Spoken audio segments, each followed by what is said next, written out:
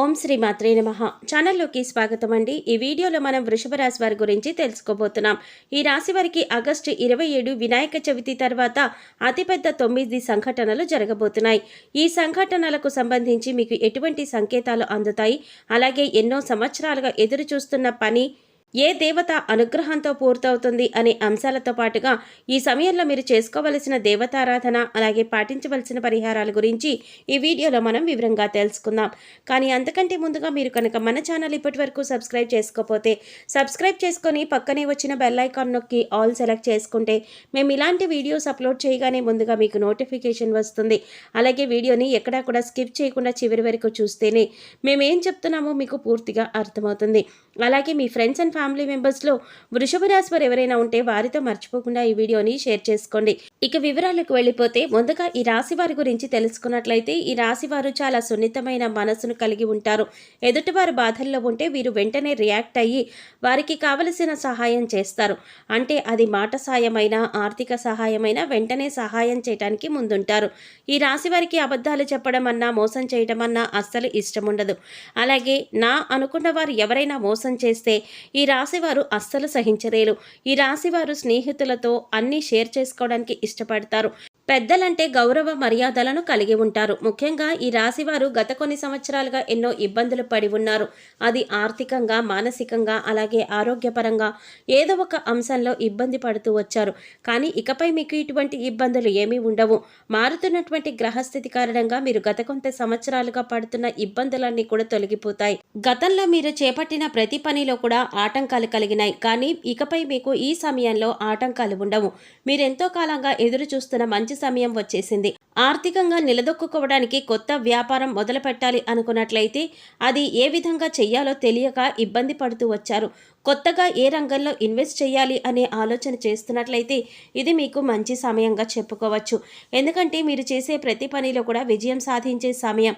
ఇక మీరు అన్నిట్లో కూడా అనుకూలమైన ఫలితాలు పొందుతారు. అయితే కొత్తగా మొదలుపెట్టే వ్యాపారం గురించి అనుభవజ్ఞుల సలహాలు తీసుకోండి. ఇంట్లో మీ పెద్దల సహాయ సహకారాలు తీసుకుని వారి సలహాతో వ్యాపారం ప్రారంభించండి.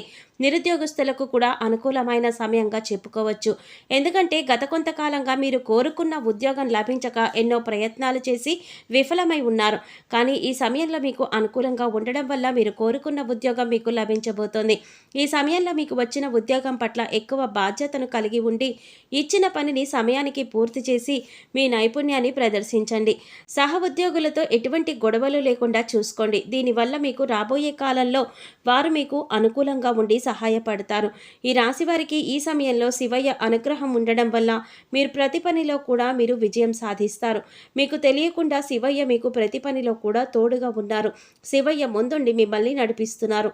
అందుకోసం ఈ సమయంలో మీరు శివారాధన ఎక్కువగా చేసుకోవడం వల్ల పరిపూర్ణమైన శివానుగ్రహాన్ని మీరు పొందగలుగుతారు. ఇకపై మీకు ఏ అంశంలోనైనా ఎటువంటి లోటు ఉండదు. మీరు అనుకున్న పనులన్నీ కూడా సజావుగా సాగిపోతాయి. అవివాహితులకు వివాహ యోగం సూచిస్తోంది. మీరు కోరుకున్న మంచి సంబంధం కలిసి వస్తుంది. దీనివల్ల మీరు మానసికంగా ఆనందంగా ఉంటారు. ఎన్నో ఏళ్లుగా మీరు ఎదురు చూస్తున్న సమయం వచ్చింది. ఈ సమయంలో మీ జీవితంలో అతి ముఖ్యమైన సమయంగా చెప్పుకోవచ్చు. ప్రస్తుతం అతి ముఖ్యమైన సంఘటనలు మీ జీవితంలో చోటు చేసుకోబోతున్నాయి. అందుకోసం ఈ 2 పనులు మాత్రం మీరు అస్సలు చేయకూడదు. పొరపాటున ఈ 2 పనులు చేసినట్లయితే కనుక మీరు కష్టాల్లో చిక్కుకునే అవకాశం ఉంటుంది. మీరు చాలా జాగ్రత్తగా వ్యవహరించవలసిన సమయం ఇది. ఇక ఆ ముఖ్యమైన సంఘటనలు, మీరు చేయకూడని పనులేంటి అనే విషయాల గురించి చూసినట్లయితే మీరు మాత్రం ఈ వీడియోని ఎక్కడా కూడా స్కిప్ చేయకుండా చివరి వరకు చూస్తేనే మేమేం చెప్తున్నామో మీకు పూర్తిగా అర్థమవుతుంది. ముఖ్యంగా మొదటి విషయం ఏంటంటే ఈ రాశివారు ఎప్పుడూ కూడా ఇతరుల మీద ఆధారపడకూడదు. తమ పని తాము చేసుకుంటూ పోవాలి. ఎప్పుడైతే మీరు ఇతరుల మీద ఆధారపడతారో వారు ఆ పని మీద అంత శ్రద్ధ పెట్టకపోవచ్చు. దానివల్ల పనిలో నాణ్యత తగ్గే అవకాశం ఉంటుంది. ఇక పై అధికారుల నుంచి కానీ లేదా మీ ఇంటికి సంబంధించిన పనులైతే మీ ఇంట్లో వాళ్ళకి కానీ ఇబ్బంది కలిగే అవకాశం ఉంటుంది. అందుకోసం వేరే వారి మీద మీ బాధ్యతలు పెట్టకండి.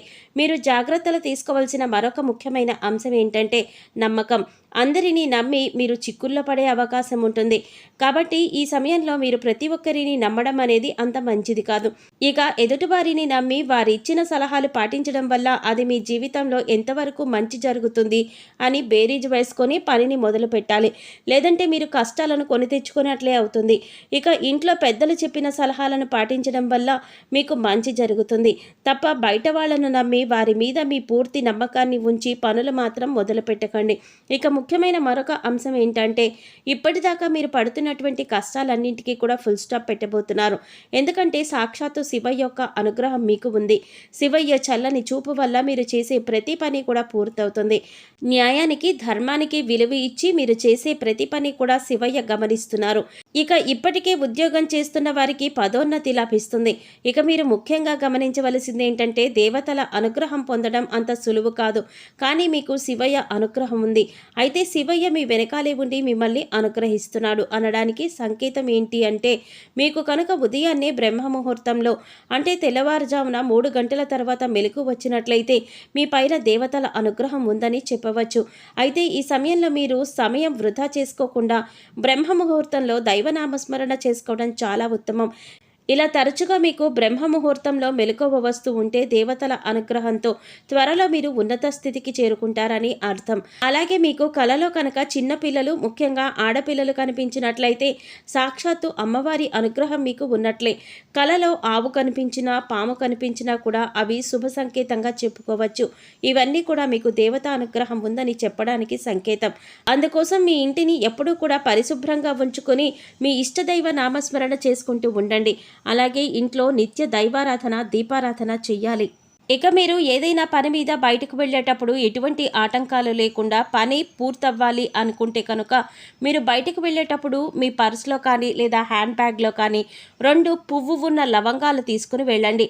అలాగే ఆ పని పూర్తయి తిరిగి వచ్చిన తర్వాత ఇంటి బయట ఆ 2 లవంగాలను తీసిపడేయండి. ఇలా చేయడం వలన మీకు బయటకు వెళ్ళిన పని ఏదైతే ఉందో అది చిన్న పనైనా పెద్ద పనైనా సరే ఖచ్చితంగా మీరు విజయవంతంగా పూర్తి చేసుకోగలుగుతారు. ఒకవేళ లవంగాలు మర్చిపోయి ఇంట్లోకి తీసుకువచ్చినా కూడా ఏమీ కాదండి. కంగారు పడకుండా మీకు గుర్తు వచ్చినప్పుడు ఆ 2 లవంగాలు తీసి బయటపడేయండి. ఇక ఈ సమయంలో మీరు చేసుకోవాల్సిన దేవతారాధన చూసుకున్నట్లయితే ఆడవారు ప్రతిరోజు కూడా తులసి మొక్క దగ్గర పసుపు కుంకుమ గంధం వేసి దీపారాధన చేసి 3 ప్రదక్షిణలు చేసి తులసి మొక్క దగ్గర ఉన్న మట్టిని బొట్టుగా పెట్టుకోండి. దీనివల్ల సుఖ సంతోషాలతో పాటుగా సౌభాగ్యం కూడా మీకు కలుగుతుంది. ప్రతినిత్యం నవగ్రహ స్తోత్రాలను చదువుకోండి. అలాగే హనుమాన్ చాలీసాను రోజుకు 3 సార్లు పఠించండి. ప్రతి శుక్రవారం లక్ష్మీదేవికి విశేషంగా పూజ చేయండి. మీకు సమయం ఉన్నప్పుడు శివనామ స్మరణ చేసుకోండి. చూశారు కదండి, వృషభ రాశి వారికి ఆగస్టు 27 వినాయక చవితి తర్వాత జరగబోయే అతిపెద్ద సంఘటనలేంటి, ఏ దేవత అనుగ్రహంతో మీరు రాబోయే రోజుల్లో అదృష్టాన్ని పొందబోతున్నారు అనే అంశాలతో పాటుగా ఈ సమయంలో మీరు చేసుకోవలసిన దేవతారాధన అలాగే పాటించవలసిన పరిహారాల గురించి ఈ వీడియోలో మనం వివరంగా తెలుసుకున్నాం కదా. ఈ వీడియో మీకు నచ్చినట్లయితే లైక్ చేసి మీ ఫ్రెండ్స్ అండ్ ఫ్యామిలీ మెంబర్స్లో వృషభ రాశి వారు ఎవరైనా ఉంటే వారితో మర్చిపోకుండా ఈ వీడియోని షేర్ చేసుకోండి.